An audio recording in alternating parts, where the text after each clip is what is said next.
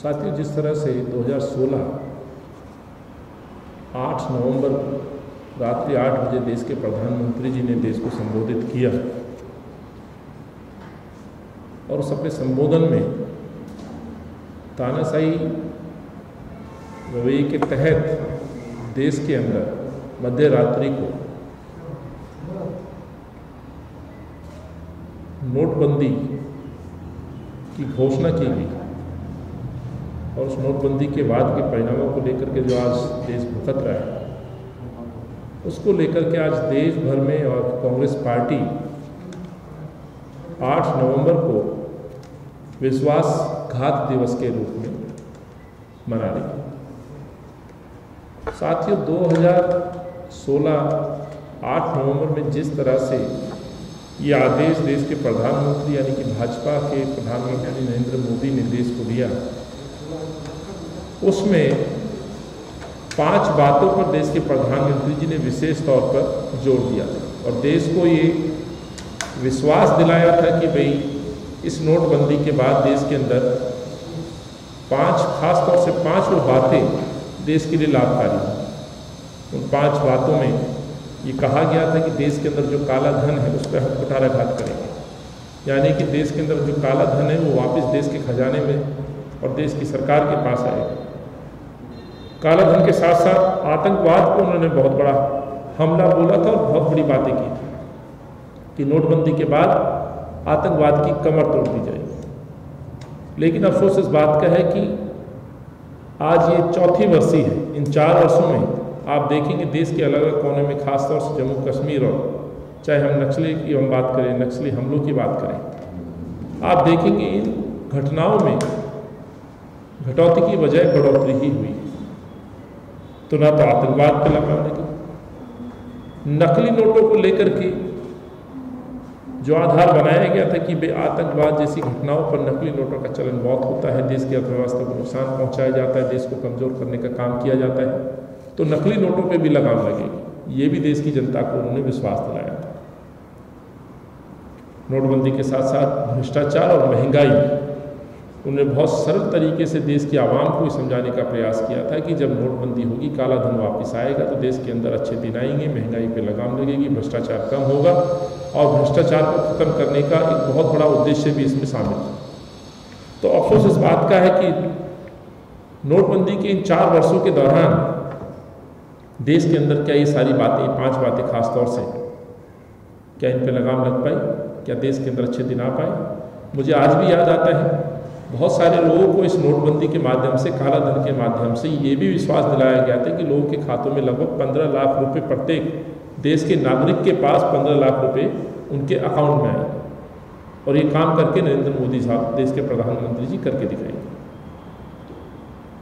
तो 4 वर्षों में आज चौथी वर्षी है, इसीलिए आज धोखा दिवस कहें, विश्वासघात दिवस कहें, आज कांग्रेस पार्टी मना रही है और इसके तहत हम ये देश की जनता और कांग्रेस पार्टी के बिहार पर मैं देश के प्रधानमंत्री जी से ये भी आग्रह करना चाहता हूँ, पूछना चाहता हूँ, एक नागरिक के तौर पर ये मैं समझता हूँ सभी का ये अधिकार है कि देश के प्रधानमंत्री जी बताएं कि इस नोटबंदी में आखिर हमें हासिल क्या हुआ, खासतौर से उन 5 बातों पे जिसमें ये कहा गया था काला धन, आतंकवाद, नोटबंदी, भ्रष्टाचार, महंगाई पे लगाम लगेगी। जब उनकी ये नोटबंदी विफल होती नजर आई तो साथियों याद होगा आपको, जब प्रश्न उठने लगे, लंबी लंबी लाइनें लग गई, लोग परेशान थे और इस परेशानी में खास तौर से जो सबसे ज़्यादा पीड़ित वर्ग था वो गरीब, दिहाड़ी मजदूर, रिक्शा चालक, डेली वेजर, हॉकर्स या मध्य वर्ग के परिवार, ये हमारी माँ बहनें, वो परिवार थे। और इसमें सुबह निकल के अपने घरों से बैंकों की लाइन में लगना, ATM की लाइन में लगना और शाम होते होते निराश होकर के फिर से घर लौट जाना, 2 तरह की क्षति, उनके काम धंधों में प्रभाव पड़ना और साथ ही साथ जान की भी क्षति पूरे देश ने झेली। 100 से ज़्यादा मौतें देश के अंदर इस नोटबंदी की वजह से हुई। उसका जिम्मेवार कौन?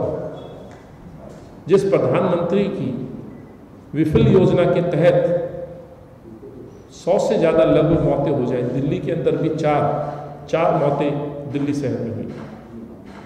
मैं समझता हूँ इसकी सीधे तौर पर जिम्मेवारी देश के प्रधानमंत्री की बनती है।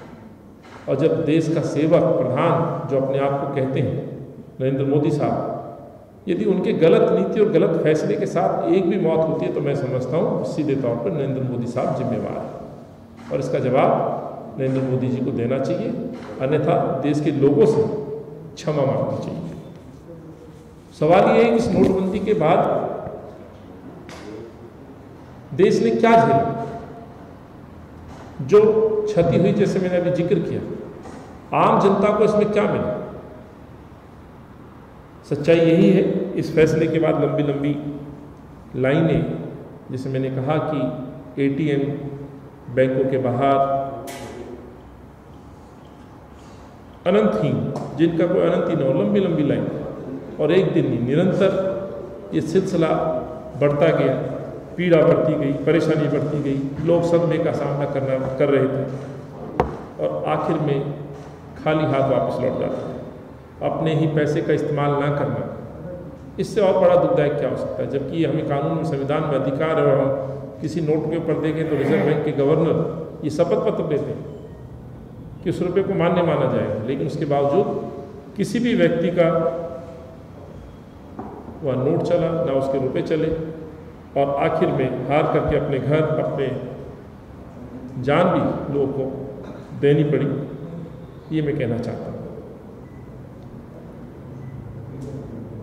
इसमें एक सबसे बड़ी बात जो हम भी पूछते हैं और देश की आवाम भी पूछती है देश की सरकार से और भाजपा से, कि गरीब लोग, गरीब जनता, आम जनमानस तो लाइन में दिखाई दिया, लेकिन वो सरमाएदार लोग, वो पैसे वाले लोग या इस पार्टी के समर्थित लोग जो सत्ता में काबिज हैं, किसी एक व्यक्ति को लाइन में लगा हुआ किसी ने नहीं देखा। और यही सबसे बड़े प्रश्न थे उस समय और आज भी ये प्रश्न है। आखिर नोटबंदी के बाद जो धन इकट्ठा हुआ, जो कहते थे कि काले धन पे लगाम और काले धन पे हथौड़ा मारने का काम मोदी सरकार कर रही है, तो बाद तक की कितनी घटनाएं हैं, सैकड़ों ऐसे उदाहरण हैं जहां अपने लोग आज भी उन पुराने नोटों को लेकर के बैठे हैं कि उनकी जो मेहनत की कमाई है उनको वापस बैंक लेगा, रिजर्व बैंक लेगा। तो कहीं ना कहीं भ्रष्टाचार पर जो लगाम लगने की बात थी, इसमें और भयंकर भ्रष्टाचार दिखाई देता है। हम ये बात कहते हैं, इस तरह की नोटबंदी को लागू करने से पहले सरकार की तैयारियां नहीं थी, पूरा देश इस बात को स्वीकार भी करता है। देश के प्रधानमंत्री ने अपनी हठधर्मिता और अपने निर्णय को जनता के ऊपर थोपा। यदि तैयारियां होती तो मैं समझता हूं कि लोग लंबी लंबी लाइनों में नहीं लगते, एटीएम को अपग्रेड किया जाता, मशीनों को अपग्रेड किया जाता, नोटों की कमी को पूर्ति करने के लिए पहले से नोटों को छापा जाता। यदि इन तैयारियों पे सरकार गौर करती, तैयारियों के साथ यदि देश की सरकार आती, तो शायद 100 से ज़्यादा लोगों को भी मरने से बचाया जा सकता था। छोटे छोटे मजदूर, किसान, व्यापारी, कईयों के तो रोजगार बंद हो गए। यदि तैयारियां की जाती तो शायद ये लोग अपने रोजगार, अपने काम धंधे बंद करने के लिए मजबूर नहीं होते। तो हम ये कह सकते हैं कि नोटबंदी का जो फैसला था, वैसा ही फैसला एक तरह से लॉकडाउन का फैसला भी बगैर तैयारियों के साबित हुआ है। यानी कि दोनों ही फैसले, लॉकडाउन और नोटबंदी, बगैर तैयारियों के देश के प्रधानमंत्री ने देश की जनता के ऊपर थोप दी। इन नोटबंदी का असर क्या हुआ देश के अंदर, ये जानना बहुत जरूरी है। साथियों, इस नोटबंदी के बाद जब देश के अंदर हाहाकार मच गया, मुझे आज भी याद है, जनता दर्द से करा रही थी। उस समय सत्ता में काबिज लोग अपने घरों से निकलने के लिए तैयार नहीं थे। वहाँ पर हमारे देश में हमारे युवा नेता राहुल गांधी जी उन परेशानियों को महसूस करने के लिए और उस गरीब की आवाज़ बनने के लिए विपक्ष की भूमिका में राहुल जी खुद दिल्ली के कई जगह एटीएम जगह पे गए, बैंकों पे गए और इस सरकारों को जगाने का काम किया, जो कि निरंतर राहुल जी और कांग्रेस पार्टी निरंतर इस कार्य को करती है। तो गरीबों की आवाज़, गरीबों के दर्द को जब इस सरकार तक, कानों तक पहुंचाया और जब ये आवाज़ बुलंद होने लगी, तो देश के प्रधानमंत्री ने हाथ जोड़ के देश की आवाम को संबोधन में 50 दिन मांगे थे। उन 50 दिनों में उन्होंने ये कहा था कि 50 दिन के देश के अंदर देश की जो आर्थिक स्थिति है यदि बेहतर नहीं होती है या आर्थिक स्थिति पटरी पर वापस नहीं आती है, तो देश की आवाम जो सजा देगी वो नरेंद्र मोदी जी सजा लेने के लिए तैयार है। बल्कि उनके बयान यहाँ तक भी थे वो जिस चौक चौराहे पर जनता उनको सजा देना चाहती है सजा दे, चौक चौराहा जनता तय करेगी और गला उनका हो। मैं उन बातों को रिपीट नहीं करना चाहता हूँ, लेकिन ये विफलताएं, इस नोटबंदी का जो असर था वो इस स्थिति में पहुँच गया जहाँ पे नरेंद्र मोदी जी को दोबारा आकर के हाथ जोड़ने के लिए मजबूर होना पड़ा। और वो मजबूर होना ये स्वीकार करता है कि उनकी जो विफलता है वो अधूरी तैयारियां और अपनी हठ धर्मिता है, जिसने देश को बिल्कुल एक बहुत घोर संकट की तरफ उस खाई में धकेलने का काम किया है। नोटबंदी जो 4 साल पहले हुई और ये लॉकडाउन, आदरणीय राहुल गांधी जी बार बार कहते हैं ये 2 बड़े कलंक वाले फैसले हैं इस देश के ऊपर, और शायद आने वाली जनरेशन और वर्तमान जनरेशन देश के प्रधानमंत्री और भाजपा की सरकार को भूलने वाला नहीं। मौका पड़ने पर, समय आने पर इसका भी जवाब देश की आवाम इन दोनों ही लोगों को देगी और पार्टी को देगी। राहुल जी के कथन के अनुसार ये लॉकडाउन और नोटबंदी का जो असली मकसद है आम नागरिक, किसान और व्यापारियों को तबाह करना जैसा, ये कथन राहुल जी का बिल्कुल 100% सत्य है साथियों। और इस बात के साथ मैं कहना चाहता हूँ कि आरबीआई की रिपोर्ट, जो नोटबंदी की जो रिपोर्ट थी, एक तरह से मोन्यूमेंटल फेलियर बताया है। ये आरबीआई खुद कहती है पूरी तरह से, एक तरह से स्कीम, नोटबंदी की स्कीम पूरी तरह से फेलियर साबित हुई। और मैं कुछ आंकड़ों के साथ आपके सामने बात रखूंगा। जो डिमोनेटाइजेशन था, नोटबंदी जो थी एक तरह से प्लान तरीके से एक लूट थी और एक बहुत बड़ा स्कैम भी था। और इस बात को हमारे देश के पूर्व प्रधानमंत्री बुद्धिजीवी आदरणीय श्री डॉक्टर मनमोहन सिंह साहब ने बड़े विस्तार से देश के लोगों को समझाने का काम भी किया था, किस तरह से देश के अंदर ये लूट मची थी। ये कहते हैं इस रिपोर्ट के, इस सिस्टम के अनुसार लगभग 99.30% पैसा वापस आ गया। नोटबंदी की यदि आप तारीख देखें 8 नवंबर, जिसमें 500 और 1000 रुपये के लगभग 15.41 लाख करोड़ रुपए के नोट प्रचलन में थे, यानी कि 15.31 लाख करोड़ रुपए नोट वापस आ गए। इसका मतलब सिर्फ 10,720 करोड़ रुपए की रद्दी मुद्रा बैंकिंग प्रणाली में वापस नहीं आई। सरकार ने जो आंकड़े पेश किए तो उसमें 100% एक तरह से पैसा वापस आ गया। पैसा तो आया, लेकिन पैसा किसका आया? आपको याद होगा साथियों, इस नोटबंदी के दौरान बार बार विपक्ष पर आरोप लगते थे, कई नेता पकड़े भी गए थे, और इत्तेफाक से, बल्कि इत्तेफाक नहीं साथी, खुले तौर पर यह सिद्ध भी हो पाया था जो पकड़े हुए लोग थे वो एक विशेष पार्टी से संबंध रखते थे, सत्तारूढ़ पार्टी से संबंध रखते थे। और उसमें सीधे तौर पर आज के वर्तमान गृह मंत्री और भाजपा के बड़े नेता अमित शाह से लेकर के और भाजपा से जुड़े हुए लगभग गुजरात के 11 जिला सहकारिता बैंक जो गुजरात में है, इस नोटबंदी के दौरान 5 दिनों में ही लगभग 3,118 करोड़ रुपए जमा कराए। यानी कि अमित शाह जी के नेतृत्व में उनके भाजपा के अपने उनके प्रेमी लोगों ने 3,118 करोड़ रुपए जमा कराए। तो कहीं ना कहीं प्रतीत होता है कि भाजपा को और भाजपा के काफी बड़े तबके को ये मालूम था कि नोटबंदी होने जा रही है, और उसका फायदा सीधे तौर पर पार्टी के कार्यकर्ता और पार्टी को पहुंचाने का काम देश के प्रधानमंत्री जी ने किया। ये मैं बड़े दावे के साथ कहना चाहता हूं। नोटबंदी के बाद जीएसटी ने विकास दर पर जो लगाम लगाई, आज देश उसको जान रहा है, और देश की हालात इस तरह से बने साथियों कि 2016 से 18 के बीच में लगभग 50 लाख नौकरियां खत्म हो गई। इसके लिए जिम्मेवार कौन, दोषी कौन, ये हम प्रश्न पूछना चाहते हैं। हमारी सरकार से मांग है, मोदी सरकार और भाजपा से मांग है, देश के प्रधानमंत्री जी की नीयत ठीक है, उनकी सोच ठीक है, तो एक व्हाइट पेपर यानी कि श्वेत पत्र जारी करना चाहिए और बताना चाहिए देश को आखिर इस नोटबंदी के बाद क्या देश को हासिल हुआ। 4 साल बीत गए हैं। मैं कुछ प्रश्न और हैं जो इन सरकारों से पूछना चाहता हूं। जो दावे किए गए थे उसमें खास तौर से कहा गया था कि नोटबंदी के बाद आतंकवाद पर लगाम लगेगी। तो कितनी आतंकवाद की घटनाएं बढ़ी हैं या घटी हैं, देश को ये बताएं, देश के प्रधानमंत्री नरेंद्र मोदी जी ये बताएं, अवगत कराएं। कि वाकई क्या आतंकवाद की घटनाएं घटी हैं, नोटबंदी क्या बढ़ी है, ये देश को जानने का अधिकार है। वैसे ही नकली नोटों का चलन क्या रुक गया है या थम गया है, क्या नक्सलाइट एरिया में क्या नक्सलवादी घटनाएं रुक गई हैं, थम गई हैं, वो भी देश के प्रधानमंत्री देश को बताएं। देश के अंदर भ्रष्टाचार का लेवल क्या स्तर घटा है या बढ़ा है, ये भी जानकारी देश को जानने का हक है। महंगाई की हालत आप जान रहे हैं साथियों, आए दिन खाद्य वस्तु की जो कीमतें हैं आसमान छू रही हैं। कोई भी वस्तु आज गरीब आदमी की पहुंच से बाहर है, तो कहीं ना कहीं देश के प्रधानमंत्री ने इस पे भी शायद लोगों के साथ झूठ बोलने का काम किया है। काले धन को लेकर के जो भ्रम पैदा किया गया और जिसमें कहा गया कि 15 लाख, तो 15 लाख तो किस खाते में आए, कोई एक व्यक्ति देश का कोई एक साथी आकर के नहीं कहता कि मेरे खाते में 15 लाख आए। हाँ, ये जरूर है कि काले धन की बात करने वाले लोग आज उनके अपने पार्टी के लोग काले धन की खुद चपेट में हैं, तो काले धन के बारे में भी अपना बयान जारी करें। ये मैं देश के प्रधानमंत्री जी से कहना चाहता हूँ। और नोटबंदी का फ़ायदा किसको हुआ, आम आदमी को हुआ, उद्योगपति को हुआ, या भाजपा के कार्यकर्ताओं को हुआ, या भाजपा के नेताओं को हुआ, ये भी देश के प्रधानमंत्री जी बताएं।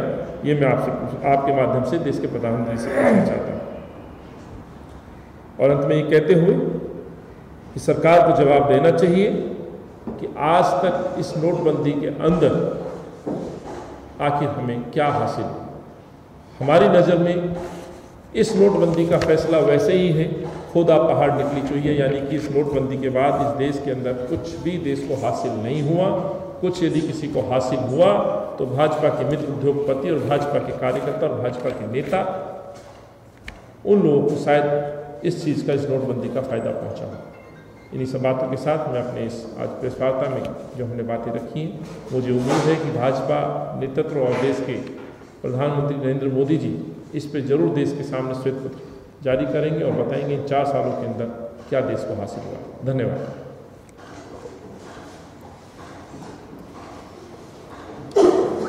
इससे हटके सवाल एक मेरा है, दिल्ली में प्रदूषण की अगर बात करें तो कई इलाकों में दिल्ली में 7 नए मामले हो रहे हैं।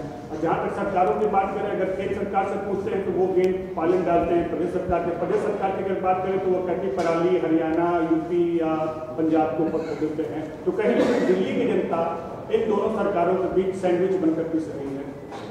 देखिए, मेरा ये कहना है एक सैंडविच नहीं, उससे भी परे है। दिल्ली की जनता और दिल्ली की जनरेशन, जो यंग बच्चे हैं या बुजुर्ग हैं, माताएं बहनें, उनको दम घुटने के लिए छोड़ दिया गया, मरने के लिए छोड़ दिया गया।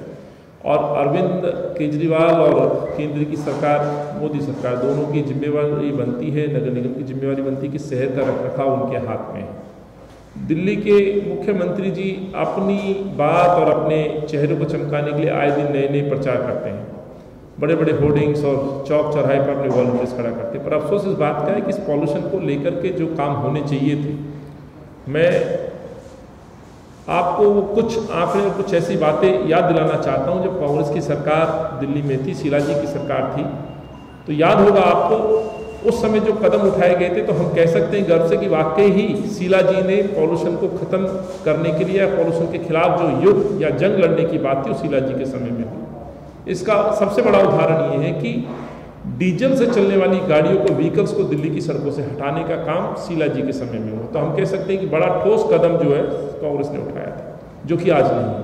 पब्लिक ट्रांसपोर्ट में जो विकास किया गया, जो डेवलपमेंट किया गया था, उसका नतीजा था कि रोड पर चलने वाली जो बसेस थी, टैक्सी थी, इवन ऑटोज थे, वो हटाने का काम कांग्रेस की गवर्नमेंट ने किया।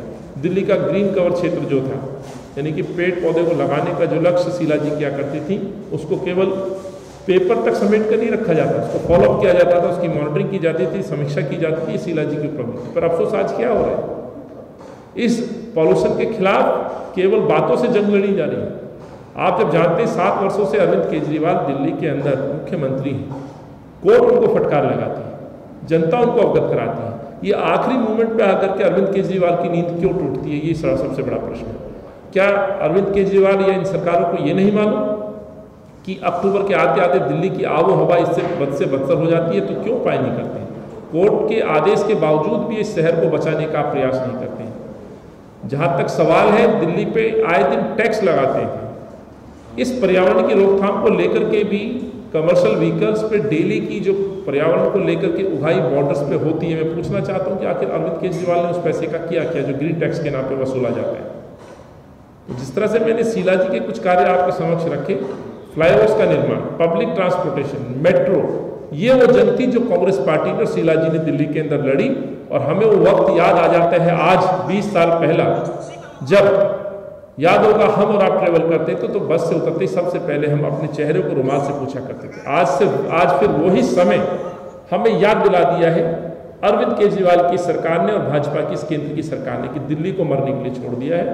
और अरविंद केजरीवाल का जिस तरह से कोविड को लेकर के जो वक्तव्य है कि दिल्ली भगवान भरोसे है, वैसे ही कहना चाहता हूं कि पर्यावरण को लेकर के, प्रदूषण को लेकर के ये आरोप प्रत्यारोप की राजनीति केजरीवाल कर रहे हैं, दूसरे शहरों पे ठीकरा फोड़ रहे हैं।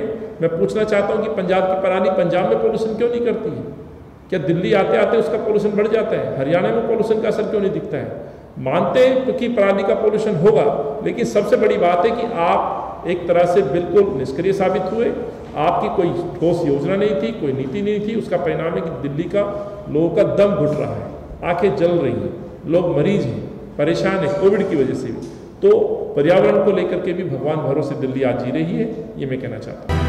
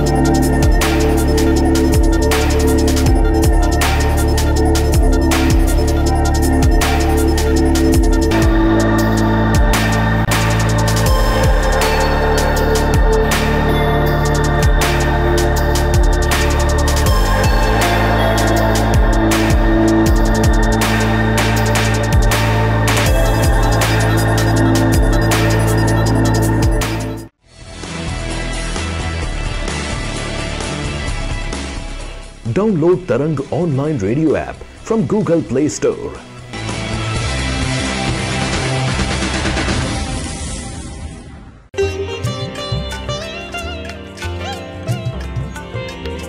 You are listening to Tarang Devotional Online Radio.